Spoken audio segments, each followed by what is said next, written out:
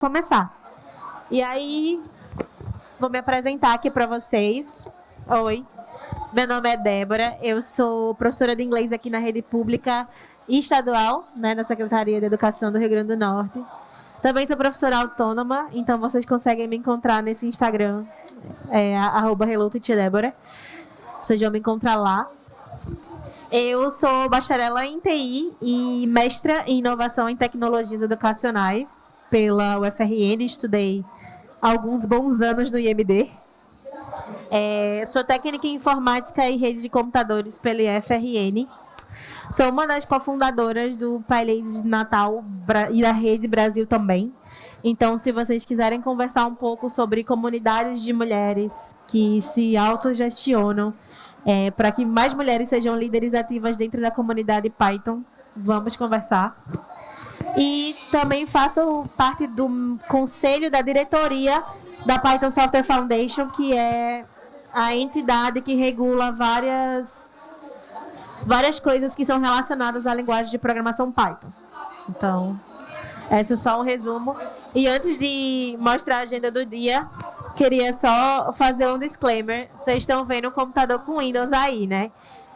E a palestra é sobre comandos Linux, mas não criemos pânico, porque o meu computador, que é uma distribuição Linux, ele está no conserto. E aí a gente tem que fazer com o que a gente tem, né? Mas tem uma máquina virtual para vocês verem os comandos rodando. Não se preocupem, vai dar certo. E aí, a nossa agenda, porque na verdade essa apresentação era um mini curso de umas 4 horas. E aí eu tive que dar uma condensada nele, para que pudesse alocar nesse slot de 40 minutos. E aí hoje a gente vai falar rapidamente sobre esses vários tópicos que estão aí. Então, vamos falar um pouco sobre o histórico do Linux, né? De onde vem o Linux, da sua caracterização, o seu sistema de arquivos, seus diretórios de arquivos, que são duas coisas diferentes. Vamos falar do File System Hierarchy Standard, que é um padrão na hierarquia dos sistemas de arquivos, e aí vocês vão entender por que ele aparece. Vamos mostrar um pouquinho sobre como se instala. Eu vou instalar o Ubuntu 22.04 para vocês, porque muitas vezes, as pessoas elas pensam que instalar qualquer distribuição Linux é um bicho de mais de 7 cabeças. E eu vou mostrar para vocês que é totalmente factível, que dá para fazer. E o título da palestra, que são os comandos. Ficou no finalzinho, mas vai dar para a gente fazer algumas coisas bacanas. Então, começando com o histórico, queria colocar para vocês, né, de onde que veio esse nome Linux. Ele veio da mistura do nome do Linus Torvalds, que é um dos criadores, né, do Linux, com o Unix. E aí, o que acontece? O Linux, ele é o kernel, ele é a parte principal do sistema operacional. Aí, o que é que o sistema operacional ele vai fazer? Ele vai fazer a comunicação entre o hardware e o software. Então, todas as coisas que funcionam no nosso computador, nos nossos dispositivos, elas só funcionam porque tem esse sistema que está fazendo essa comunicação do hardware com o software. E aí o Unix, ele foi um sistema operacional projetado por volta da década de 60. Então, quando a gente pensa lá na base do Linux, já tem aí seus quase 60 anos. Faz muito tempo que esse kernel está rodando por aí. E muito dele vinha como código fechado, porque muito dele foi desenvolvido por engenheiros e pesquisadores de várias empresas americanas, como a TIT, a General Electric, o MIT também. Então, isso tudo fazia parte de um sistema que tinha seu código fechado. Mas o que aconteceu, né, com o tempo? Em 1987, o Andrew Tenenbaum ele lança o Minix, que é uma versão do Unix, só que foi uma versão que foi criada para fins educacionais. E aí no Minix é importante a gente mencionar que não tinha nenhuma parte, nenhum resquício do código fechado que vinha do Unix logo no começo, né? E aí, depois disso, o que é que o Linus Torvalds ele foi fazer? Ele quis criar um sistema operacional que fosse mais robusto que o Minix, que o Tannenbaum estava criando. Então, ele começou a estudar o Minix e pegou muita coisa do projeto GNU e criou a sua primeira versão, que é a versão 0.02 do Linux. E aí ele realmente fez essa brincadeira com o nome Linux e Unix e criou esse kernel. Eu vou estar sempre falando para vocês que o Linux ele é um kernel. Ela é essa parte principal do sistema operacional. Porque às vezes a gente pensa no sistema operacional, que sistema operacional você usa? Ah, usa o Linux. Na verdade, várias distribuições usam Linux, né? E a gente vai falar um pouquinho sobre isso também. E aí, em 1991, ele lançou essa primeira versão 0.02. E outro fato curioso, um fun fact sobre o Linux. Ele é o maior projeto open source do mundo. E o código dele está todo lá no GitHub. Se você procura o GitHub do Linus Torvalds, você vai encontrar todo o código-fonte do Linux lá. Mas a sua primeira versão para uso realmente em dispositivos aconteceu em 1994.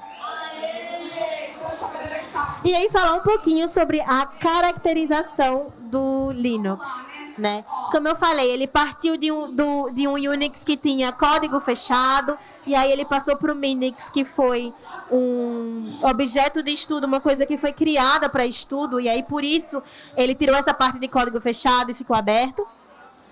E aí, quando o Linux ele trouxe a questão do Linux, né, juntando os dois, ele veio junto com o projeto GNU trazer a licença GPL, que é a licença geral pública, né? E aí, as coisas que estão abaixo dessa licença, ela preza por algumas liberdades, né? A primeira liberdade é a liberdade para o uso, é a liberdade número 0. Então, eu tenho que ser livre para usar da forma que eu quiser. A liberdade número 1 é ter o código-fonte aberto. Por quê? Porque eu vou precisar disso para poder modificar. Eu preciso ter a liberdade para modificar todo esse código.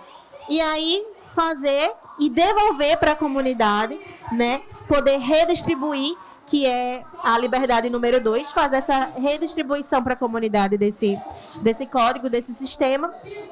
E para fazer tudo isso, eu preciso ter o código-fonte. Se eu não tenho o código-fonte, eu já mato várias dessas liberdades. E além disso, de poder modificar, de poder ter acesso ao código, e além da modificação de você espalhar o que você faz, ele não pode ser usado para produzir programas fechados e com fins exclusivamente comerciais. Hoje, quando a gente vê, por exemplo, alguns sistemas operacionais que são baseados em Linux, tipo Red Hat, que tem algumas coisas pagas, a questão paga é o serviço que você presta para você, tipo, para fazer instalação, para fazer manutenção, você paga pelo serviço, mas não para baixar o sistema operacional e usar. Qualquer pessoa pode fazer isso. E aí, uma das coisas mais engraçadas quando a gente pensa em Linux, e principalmente quando a gente é usuário de Windows por muito tempo, né? Eu usei Windows muito tempo, parei de usar o Windows, acho que tem 10 anos que eu uso Linux. E aí, uma das coisas que a gente sempre fala, que as pessoas sempre perguntam é: mas o Linux, ele tem vírus? Ele pode ser infectado? E aí a gente precisa pensar em algumas coisas antes de pensar em infecção por vírus e malware e qualquer tipo de coisa. O Linux, ele não é vulnerável a vírus. E aí, quando eu falo que ele não é vulnerável a vírus, ele não é vulnerável aos mesmos vírus que a gente tem para computadores do Windows, por exemplo. O Linux, ele tá... O kernel, né? Sempre que eu falar Linux, eu estou falando do kernel. O kernel do Linux está instalado em máquinas que precisam ter uma segurança muito forte. Tipo, os bancos, os totens de aeroporto, muitos deles operam nesse kernel. Então, esse tipo de coisa não deveria ter essa vulnerabilidade muito grande, né? E aí, o que acontece? Dentro do Linux, a gente tem uma coisa que se chama separação de privilégios entre os processos. Então, a gente separa muito bem os usuários que podem fazer mudanças significativas dentro do nosso sistema. Isso aí é um padrão de políticas do próprio Linux para o uso de contas privilegiadas. O famoso SU, que é o nosso super usuário, que vai poder instalar coisas e fazer esse arbilacrias. Mas aí não vai ser todo usuário que vai ter esse poder. Então, aí a gente já mata várias coisas. E aí, o Linux, ele é alvo de exploits, não dos vírus. Eu lembro que lá em 2012, 13, quando a gente usava muito pendrive, porque hoje a gente nem usa mais tanto, às vezes colocava os pendrives no computador da escola, pegava o vírus lá do Windows, aí a gente dava o boot de novo, botava no Linux, botava o pendrive no computador e tava lá os arquivos, a gente ia, apagava os arquivos e o pendrive tava safo de novo, né? Mas o Linux, ele é alvo sim de exploits. E o que são esses exploits? São falhas que pegam principalmente sistemas que estão desatualizados, tá? E muitas vezes esses exploits, eles são produzidos para testar realmente isso, para que a gente tenha sistemas mais atualizados e mais seguros. Só que exploit não é vírus. O exploit não tem essa ideia maliciosa de vírus, tipo um keylogger, um malware que instala no nosso computador, vê o que a gente digita. Não é nesse sentido. Ele é muitas vezes criado para melhorar o próprio sistema operacional. E aí, manter as distribuições bem mantidas e atualizadas vão resolver grande parte dos nossos problemas quando a gente pensa em vírus para o Linux. E aí, aqui a gente tem algumas distribuições, alguns sistemas operacionais que operam com o kernel do Linux. Então, a gente tem o Ubuntu, que é o meu preferido. Tem o Fedora, o CentOS, Mandriva, o Debian, FreeBSD, que é muito utilizado para servidores.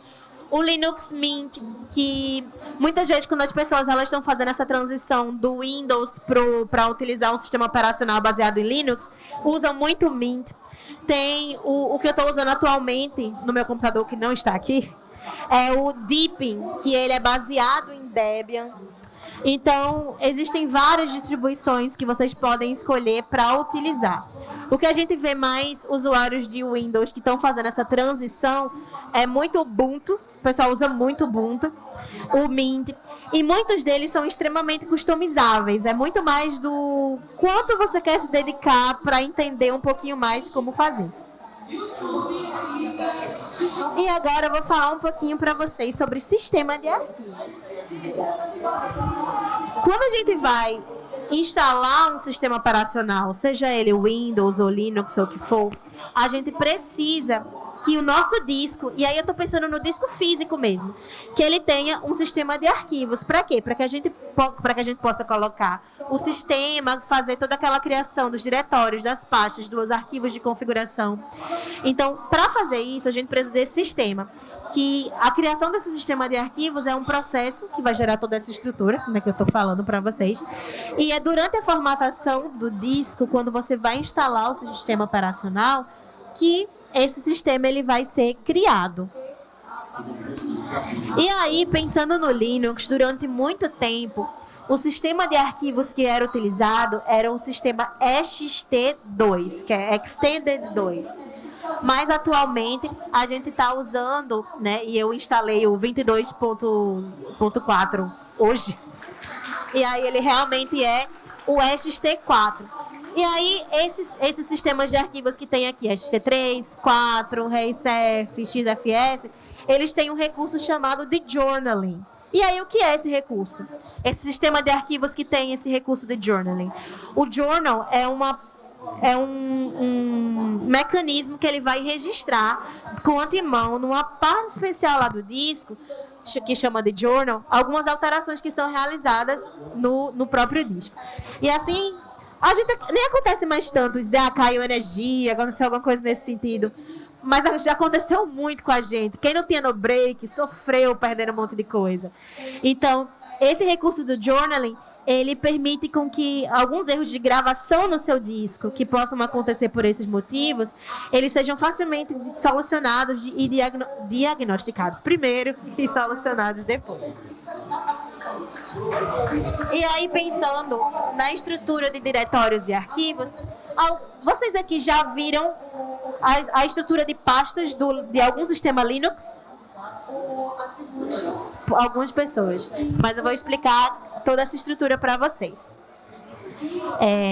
Quando a gente pensa nos arquivos, e aí é arquivo em qualquer sistema operacional. Aqui eu estou mostrando como você acessa ele pelo terminal, que muitas vezes é muito temido por pessoas que não conhecem, não sabem como usar. Mas vou mostrar aqui para vocês depois que não é nenhum bicho de 7 cabeças. Quando a gente vai querer acessar tanto um arquivo como um diretório, né, uma pasta, existem duas formas que a gente pode fazer isso. A primeira é utilizar o caminho absoluto. E aí, o que é o caminho absoluto? Quando eu perguntei se vocês conheciam o sistema de pastas de diretórios do Linux, é porque sempre o caminho absoluto, ele vai começar a partir da raiz. E aí a raiz é aquela barra. Essa barra aqui. Nesse primeiro, eu estou aqui tentando dar um cat, que é um comando que eu vou mostrar para vocês depois, que ele vai falar concatenar. Ele vai mostrar... Esse aqui não tá bom desse lado. Ele vai mostrar o conteúdo de um arquivo no próprio terminal, né? Ele concatena o conteúdo e mostra. E aí eu estou fazendo essa concatenação de quê? Desse arquivo aqui, /etc, /default, /grub. E aí ele mostra. Mas aqui eu estou começando do barra. Isso é o caminho absoluto. Tudo tem caminho absoluto. E aí um caminho relativo, ele toma como referência o meu diretório atual. Então, aqui, esse tio que está aqui, ele indica a barra home do meu usuário, que é a pasta pessoal de cada usuário. E aqui eu estou dando esse comando ls, que é um comando que a gente usa para listar as coisas. E aqui eu estou dando só ls documents. Então, eu vou listar o que tem dentro dessa pasta de documents. Mas aqui não tem um barra. Como é que eu sei que eu estou dando na pasta certa? Porque eu sei onde eu estou, por causa desse tio que está aqui. Eu poderia fazer a mesma coisa se eu estivesse colocando ls /home /Débora /documents. Dá no mesmo. Mas como aqui eu já estou dentro da pasta /home /Débora, eu não preciso. Eu uso só o caminho relativo. E agora falar do File System Hierarchy Standard.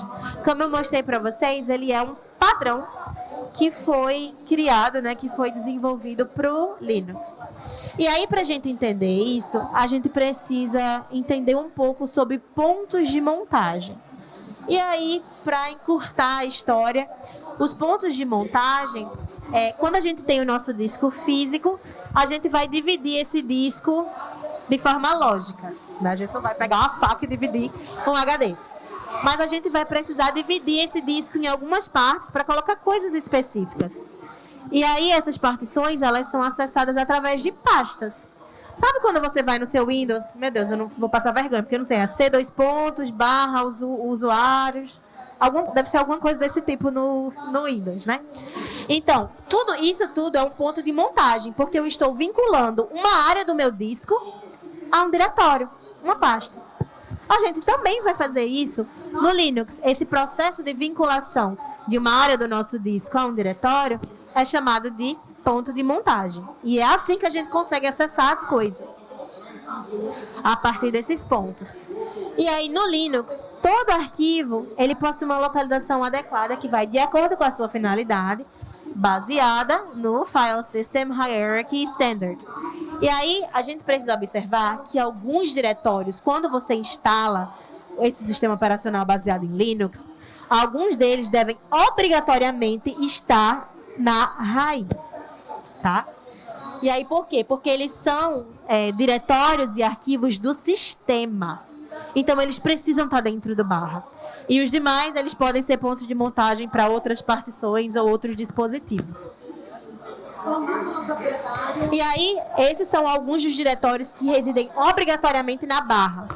Então, a gente tem o diretório bin/sbin, que vai ter programas necessários para carregar os sistemas e alguns comandos especiais. O /etc, temos que ter muito cuidado quando estivermos manipulando as coisas no /etc, porque ele tem arquivos de configurações que são específicos da máquina. O /lib contém bibliotecas que são compartilhadas no /bin, /sbin e alguns módulos do kernel. Então, quando vocês veem isso, acho que fica claro por que isso tem que estar no barra. Porque são todas coisas muito importantes para o funcionamento do sistema. /mnt, que vem de mount, né, do montar. E o /media são pontos de montagem para outras partições ou dispositivos. Quando tu pluga um pendrive ou um cartão SD no seu computador, ele provavelmente vai ser montado no /media. né? E aí, quando eu digo montado, ele vai aparecer no seu barra mídia e assim você vai conseguir acessar o conteúdo que tem nesse dispositivo. Barra Proc e barra Sys são diretórios especiais com informações de processos de hardware. Tem o barra Dev, de devices, né? Que tem arquivos de acesso a dispositivos e outros arquivos especiais. E aqui a gente tem alguns diretórios que podem ser pontos de montagem para outras partições. Então a gente tem o barra boot, que tem o que nele? O kernel e o mapa do sistema para carregar o boot, para a gente poder inicializar o nosso sistema, o nosso dispositivo, né? Tem o barra home, que é o diretório dos usuários, o barra root, que é o diretório dos usuários root, muito cuidado com o usuário root. Barra tmp para arquivos temporários, barra usr local e barra opt. Normalmente, quando a gente instala, a gente não vai falar instalação de programas aqui, porque não vai dar tempo, mas geralmente quando você instala pela linha de comando, não só pela linha de comando, os arquivos desses programas, que não tem, no Windows não tem a pasta arquivo de programas, é como se fosse essa pasta aqui no Linux pra gente. E também temos o barra var, que vai ter os dados de programas e arquivos relacionados, arquivos de log. Então, as coisas de log vão ficar erro, tudo isso vai ficar dentro do barra var. E agora, eu vou provar para vocês como não é difícil você instalar o Linux na sua máquina. Outro disclaimer. Eu já tinha feito esse material com essa versão 20.4 do Ubuntu. E eu gravei os vídeos para ninguém dizer que não dá certo. Mas dá certo que eu segui tudo isso hoje e funcionou. Acreditem aí em mim. E aí, se vocês forem fazer essa instalação no computador de vocês, eu recomendo que vocês usem essa distribuição, se vocês forem usar o Ubuntu, o LTS.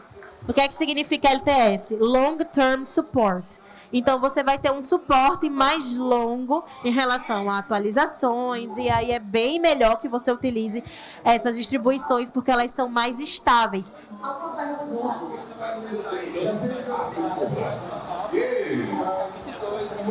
Foi essa que eu instalei na máquina virtual. Pois eu instalei ela hoje, na máquina virtual.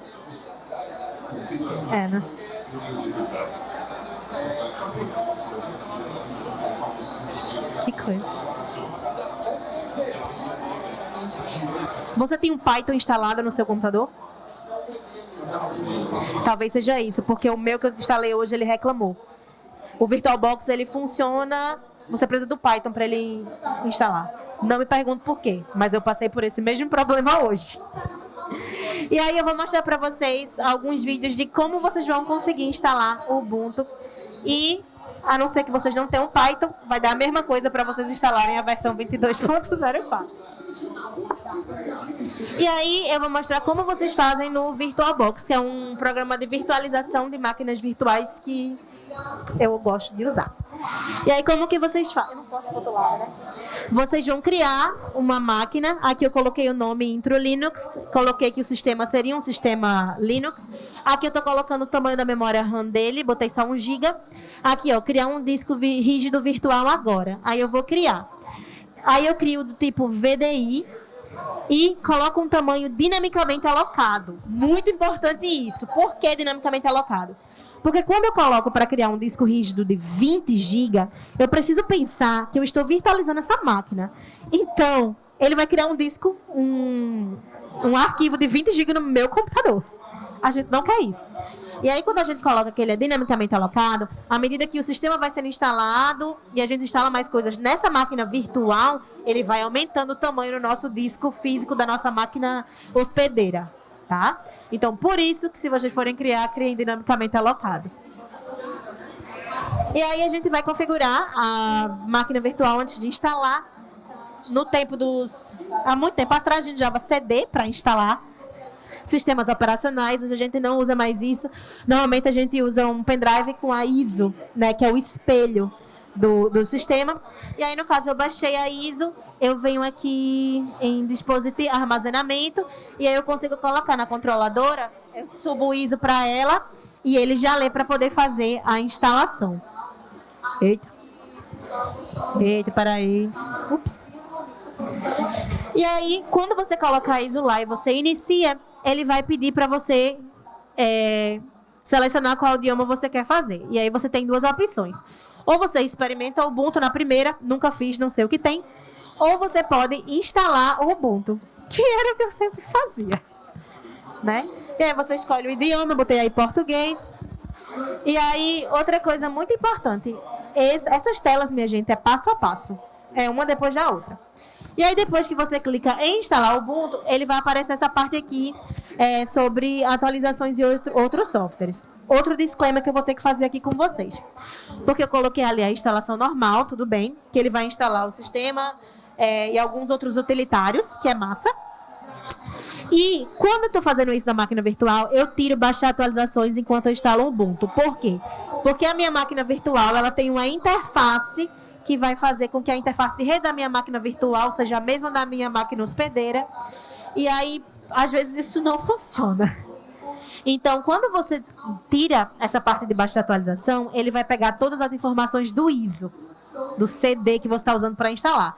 Mas se você estiver instalando na tua máquina, é recomendado que você vá baixando as atualizações. Não queremos ser alvo de exploits usando o Linux, tá? E aí, a gente vai para a próxima.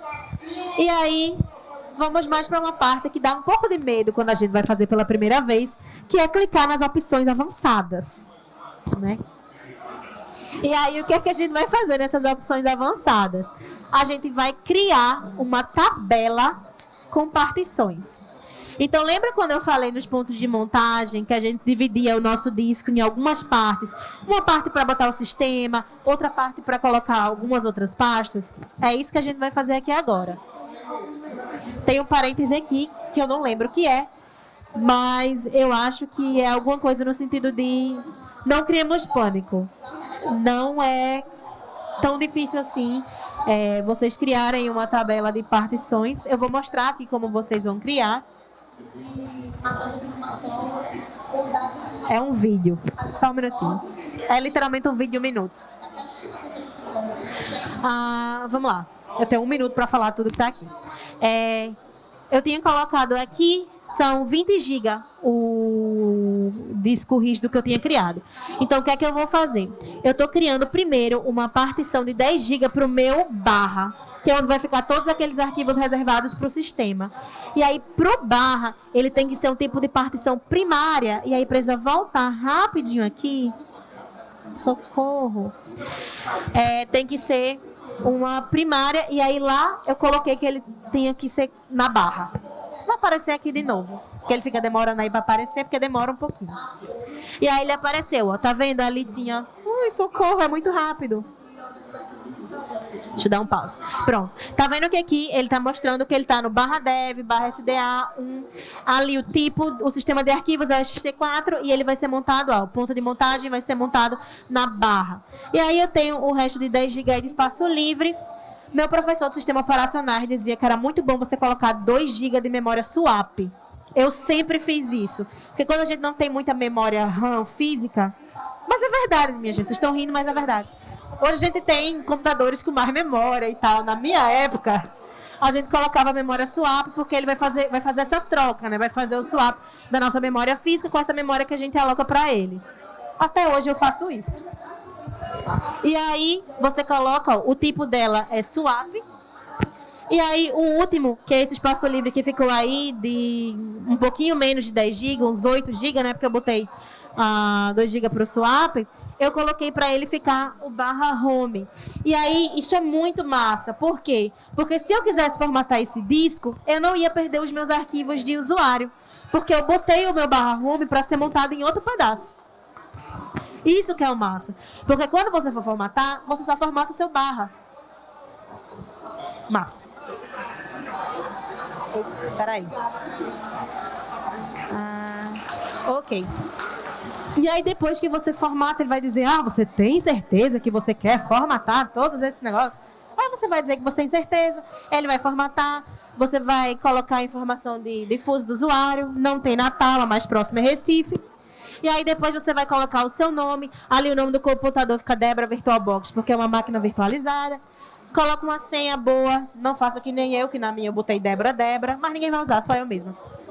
E aí depois disso, aí ele instala. Aí pronto. Depois aí era só clicar Next, igual no Windows, e ele termina de instalar para você. Quando você for ligar a sua máquina de novo, você tira o CD lá da máquina virtual, porque senão ele vai tentar instalar de novo. Importante. E aí você começa a usar. E agora a gente vai... Na verdade, esse slide é mentira, porque os comandos não vêm agora. Mas fiquem aí comigo. Antes de a gente pensar nos comandos, a gente precisa se situar um pouquinho, porque os comandos a gente vai rodar eles no terminal.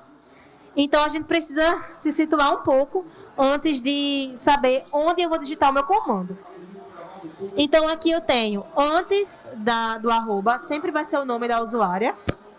O arroba quer dizer pertence. Aí eu tenho o nome da máquina, que no caso é a minha máquina real, Débora PC. E aí depois disso eu tenho os 2 pontos. O tio ali, como eu falei para vocês antes, indica o /home /Débora, a minha pasta de usuário. E esse cifrão aqui significa que eu sou um usuário normal, sem muitos privilégios, só um pouquinho. E aí, gente, quando a gente for executar qualquer comando, a gente tem uma sintaxe geral nos comandos que a gente vai fazer. A gente tem o comando, seria a primeira palavra, comando. Depois a gente tem algumas opções e algum argumento que a gente queira passar. Então, a sintaxe para você digitar um comando na linha do terminal é essa. E o comando mais importante de todos é o que vai lhe dizer para que servem os comandos, que é o comando man, que vem de manual. É o comando mais importante. Deixa eu ver se isso vai funcionar. Eu detesto fazer essas coisas, mas vamos lá, peraí. Socorro! Vamos ver se vai dar certo. Vamos lá. Olha só, eu coloquei o comando man, usei o comando man e o argumento que eu passei foi... A opção, na verdade, o argumento é depois. A opção que eu passei foi ls. Então, eu queria ver o manual do comando ls. E aí ele mostra aqui. Não sei porque está em inglês, não. Nem tudo está traduzido, né, na verdade. Mesmo que eu tenha colocado o sistema em português. E aí ele mostra aqui, ó, o nome do comando ls, que é que faz? Lista os conteúdos dos diretórios, isso mesmo. E aí ele tem uma descrição um pouquinho mais detalhada, lista as informações sobre os arquivos, tem essa parte todinha. Então, mesmo que o seu sistema esteja em português, pode ter alguns comandos que vocês vão usar o man e ele não vai ter a tradução, tá? Mas, oremos, algum deve ter. Ok, pronto. Posso voltar para a apresentação? Não? Então, se vocês tiverem alguma dúvida, o primeiro lugar para a gente consultar, porque a gente vai ter... Porque o comando man, ele vai reunir, ele realmente tem todas as informações mais atualizadas, porque elas vêm junto do sistema operacional. Então, é importante conhecer. E agora, por favor, alguém tira uma foto aí, porque eu vou para a máquina virtual e aí eu vou esquecer de todos os comandos. Então, vamos lá. Vou voltar aqui. Eu tenho tempo. Pronto. Eu já esqueci todos os comandos. Vocês vão me dizer um comando desses que estava aí e eu vou fazer alguma coisa com eles para mostrar como que ele funciona. Tá dando para ver ou preciso aumentar um pouquinho mais a letra? Tá massa? Ótimo. Então, a gente já começou aqui com o comando man, já mostrei para vocês como que ele funciona. A sintaxe dele é você colocar o man e o comando que você quer ler sobre, né, no manual. E a única coisa que eu lembro era que o primeiro comando era o pwd. E aí o pwd, ele vai fazer o quê? Ele vai dizer para você qual diretório que você está nesse momento. E aí, se eu der um enter, ele vai dizer que eu estou no /home /Débora. Isso eu já sei, porque tem um tio aí. Mas, às vezes, a gente entra num monte de diretório e a gente não sabe como sai. Então, é importante a gente saber onde a gente está, até para a gente não instalar coisas ou fazer coisas em lugares que não são apropriados, tá? Qual é o próximo comando que eu já esqueci? O ls depois do cd, obrigada. Eu estou no meu /home /Débora e tem alguns diretórios que, por padrão, o Linux, ele cria dentro da minha pasta de home. Vou dar um ls, e aí ele vai me mostrar minha área de trabalho. Eita, já tá a outra pasta que eu criei, né? É porque eu estava fazendo uns testes. Mas essa pasta aí, novo e nova, não é por padrão, não, tá? Fui eu que criei. E aí a gente tem, ó. Eu tô só listando. Se eu botar...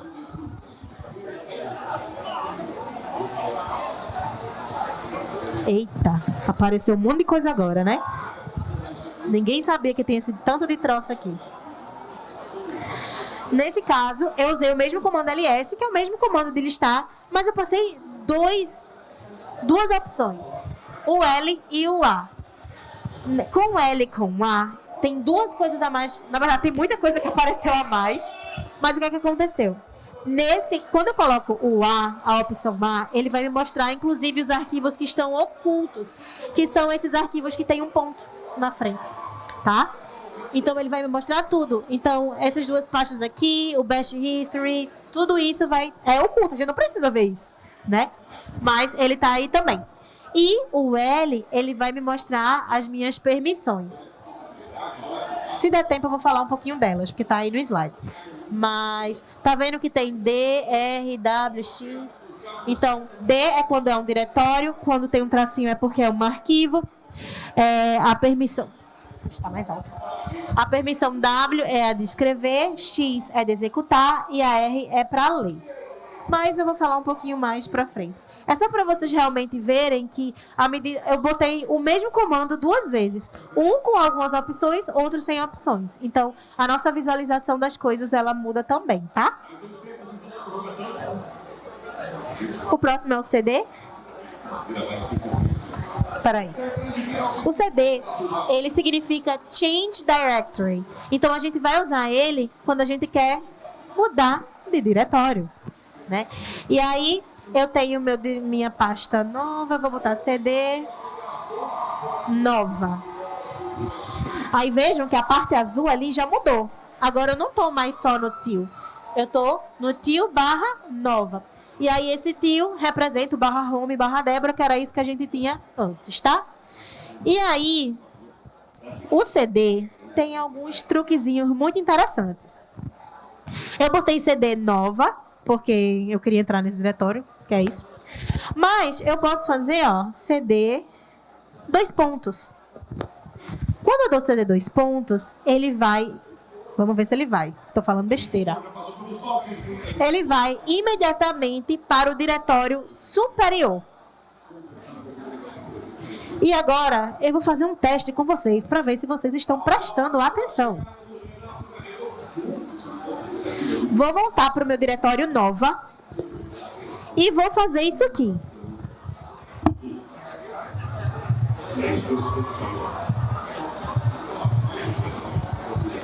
Para qual diretório eu vou se eu der este comando? Valendo um adesivo do PyLadies Natal. Para qual? Qual pasta? Que home? Para o /home? Eu vou voltar para o /home? Vamos ver. Será se ele vai ganhar um adesivo do PyLadies Natal? Ele foi para que pasta? Pro barra. Ele foi para raiz. Por quê? Vamos lembrar onde a gente estava. A gente estava em /home, /Débora, /nova. Então, aí nesse caso, eu subi 3 pastas. E aí, por isso que eu voltei pro barra. Mas eu sou uma pessoa legal e eu vou lhe dar um adesivo. Por participação. Exatamente.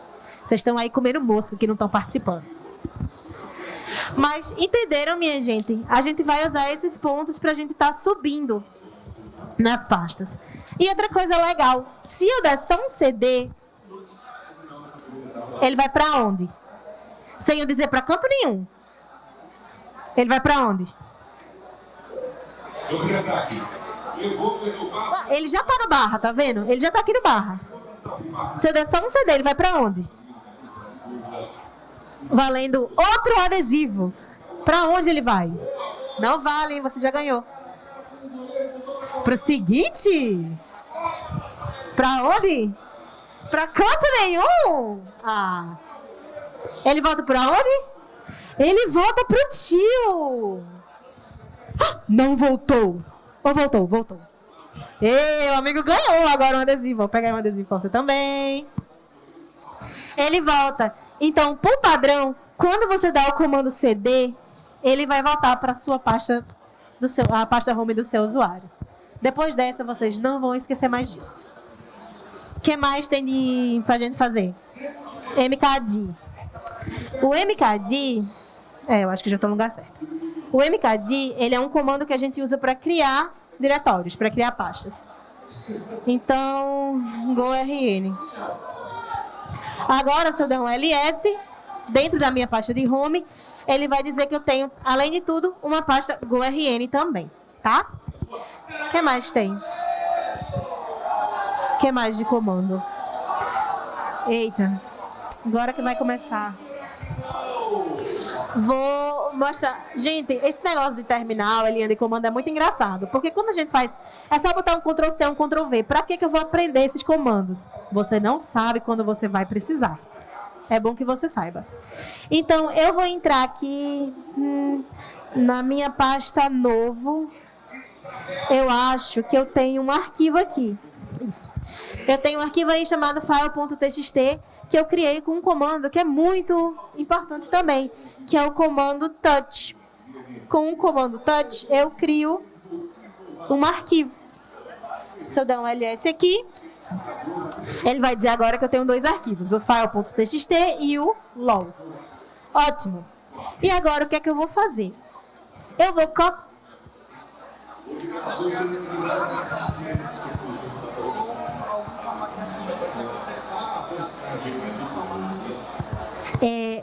Até onde eu sei, o touch ele funciona só para arquivo de texto.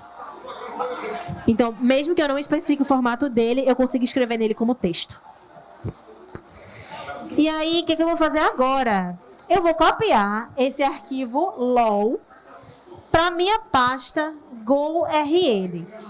Oremos.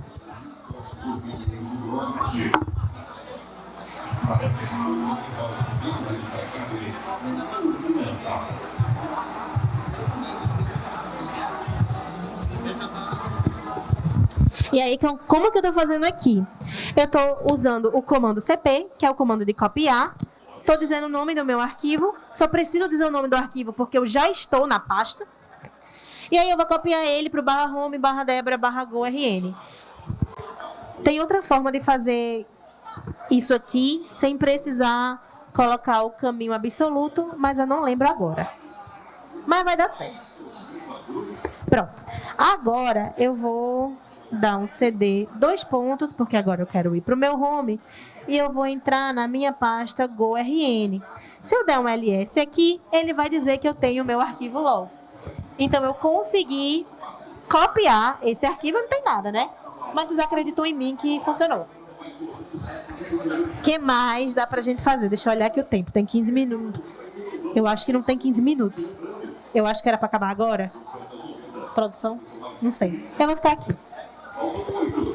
E aí, deixa eu ver que tem mais... Vejam só, minha gente. Esses outros que estão aí eu não vou mostrar, porque tem mais uns que eu quero mostrar pra vocês. Mas o MV, ele é como se fosse o recortar. E aí você vai e recorta um arquivo da mesma forma como você copia. A sintaxe do comando é o mesmo, tá? O RM é um comando que a gente tem que ter um pouco de cuidados para a gente usar. Principalmente quando a gente usa opções recursivas com eles.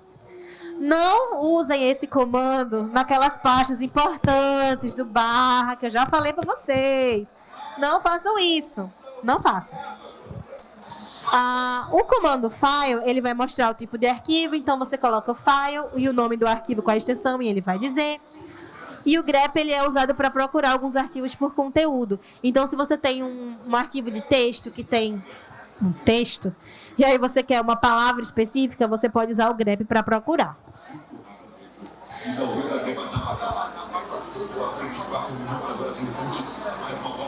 Tudo você pode passar o caminho absoluto.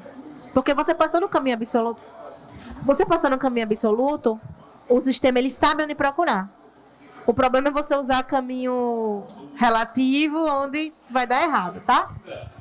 E aí tem alguns outros comandos de filtragem que dá para a gente fazer, como por exemplo o cat, que ele vai exibir o conteúdo de um arquivo e vai concatenar tudo.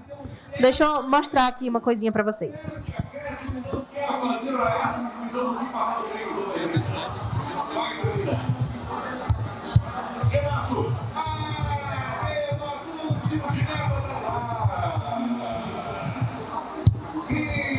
Tem um negócio aí, lá no meu arquivo. Só para mostrar para vocês o cat, ele vai mostrar o conteúdo do meu arquivo aí, tá? E aí, se eu quiser colocar aqui, tem o head e o tail, ele vai exibir o início ou o fim do arquivo. Então, se eu colocar head lol, ele vai mostrar as 10 primeiras linhas e o tail as 10 últimas. Como eu não tenho muitas linhas, ele só vai mostrar o que tem. Mas o padrão é assim que ele funciona. Deixa eu ver o que mais tem aqui. O head e o tail é bem parecido. Deixa eu ver aqui esse sort. Aí o sort, ele ordenou o conteúdo do arquivo. Então ele pegou linha por linha e colocou ele em ordem alfabética, né? Ele fez essa ordenação.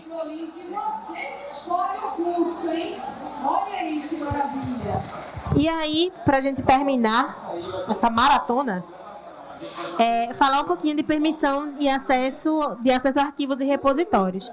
É importante a gente falar sobre isso, porque lá no comecinho eu falei sobre a separação dos processos por usuário. Então, isso só acontece quando a gente tem permissões diferentes para cada tipo de usuário. Isso vai ajudar a gente a evitar muita coisa, muita dor de cabeça. E aí, os tipos de permissão que eu tinha colocado para vocês: permissão de leitura o R, permissão de escrito W, permissão de execução para script, para conseguir abrir as coisas, é o X. E quando a gente não tem permissão, a gente tem o tracinho. Então, aí tem um print do meu computador, da minha parte de documentos IMD. E aí eu dei um ls-l. Lembra que eu falei para vocês que o "-l" ele ia mostrar as permissões? E aí, como que funcionam essas permissões? Esses aí, por acaso, eu tinha todas as permissões para fazer tudo. Mas vejam que, como é arquivo, ele tem esse tracinho no começo. Se fosse um diretório, ia ter um D, indicando que era um diretório. E aí a gente tem 9 permissões, 3 blocos de 3. E aí, o primeiro bloco é o bloco do usuário, as permissões que o usuário tem. O segundo bloco é o bloco de permissões do grupo. Então, quando você cria um usuário, você também cria um grupo com esse mesmo nome. E aí você pode adicionar usuários em grupos diferentes e dar permissões diferentes para cada grupo. Então, esse do meio são as permissões dos grupos e os últimos são permissões dos outros.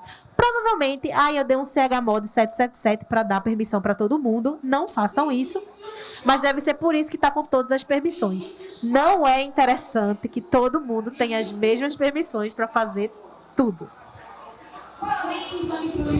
Isso aí é o que eu tinha falado para vocês, o tipo do arquivo, dono, grupo e os outros. E as permissões, quando você mudar a permissão, você não necessariamente pode usar a letra. Você pode usar esses números, o que particularmente eu acho um pouquinho mais complicado. Mas aí, botar 0... Ele vai somando, minha gente. Se vocês passarem assim 30 segundinhos olhando isso aí, vocês vão entender que é a soma. Então, tipo, 0 é nenhuma, 1 é somente execução, execução escrita fica 2, escrita e execução fica 3 porque é 1 mais 2. Vai somando. E aí, o chmod é o comando que você vai usar para modificar, exatamente, modificar essas permissões. E aí você vai usar o chmod e aí você vai, se você quiser colocar o número, você teria que colocar 3 números. Uma permissão para o usuário, outra permissão para o grupo, outra permissão para os outros. Esse exemplo que tem aqui, eu com certeza dei um chmod 777, que era para dar todas as permissões para todo mundo, tá? Não façam isso, eu vou repetir. Não façam isso, não é legal. Tá? E aí você passa o nome do arquivo que você quer dar a permissão. E aí, a gente vai ficar por aqui.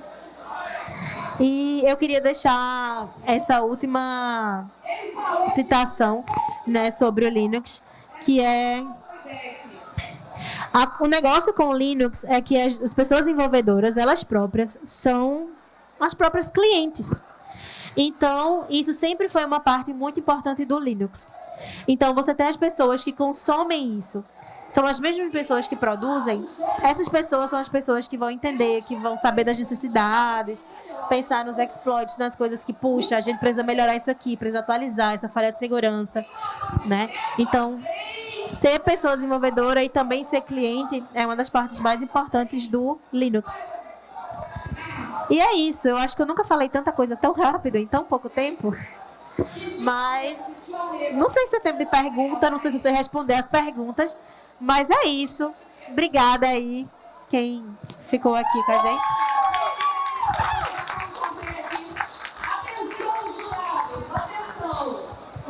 Não sei se tem tempo para pergunta não, mas se vocês quiserem me perguntar, eu posso entregar o microfone e aí vocês perguntam, não tem problema.